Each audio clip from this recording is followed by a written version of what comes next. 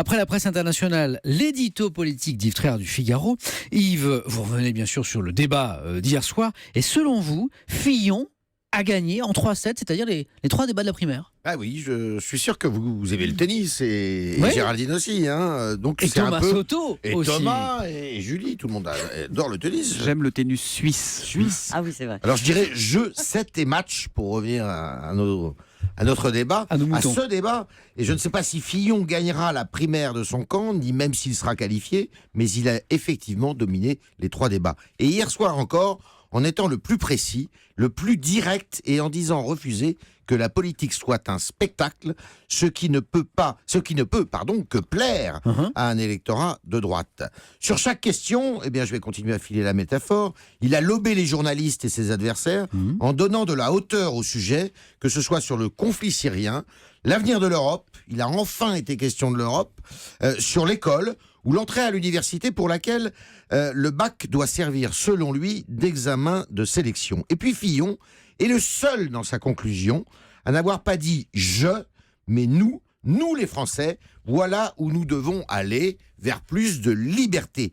Avec cette formule de Jean-Paul II, n'ayez pas peur, en gros, n'ayez pas peur de bousculer les sondages, mais c'est quand même une formule qui est synonyme de rassemblement et d'espoir, alors que les autres ont été beaucoup plus convenus. Fillon, vainqueur des 3 débats, et c'est aussi l'analyse d'ailleurs d'Antonin André, le chef du service politique d'Europe 1. Yves, est-ce que ce débat peut-il avoir été décisif ? Alors, le réalisateur a multiplié les écrans divisés par 3 sur lesquels apparaissaient Juppé, Sarkozy, Fillon, les 3 favoris des sondages. Comme il a été beaucoup question de la politique étrangère de la France, ils avaient le beau rôle compte tenu de leur fonction passée par rapport à leurs concurrents. Et ils l'ont bien tenu, ce rôle. Seul Sarkozy aurait pu être mis en difficulté quand il a été interrogé sur les supposées valises de billets reçus de Kadhafi pendant la campagne de 2007. Mais les 2 autres, Fillon et Juppé, n'ont pas surenchéri. Preuve que l'ambiance n'était pas à la tentative de chaos.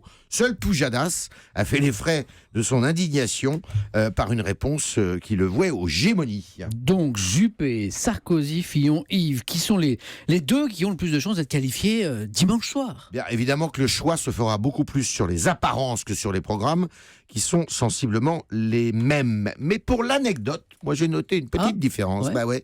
J'ai remarqué que Juppé et Fillon portaient une cravate rouge foncée, alors que Sarkozy avait une cravate bleue. Admettez que c'est un indice. Admettez que c'est un indice qui est bien faible, mais on pourra en tirer évidemment un pronostic qui soit vraiment très fiable.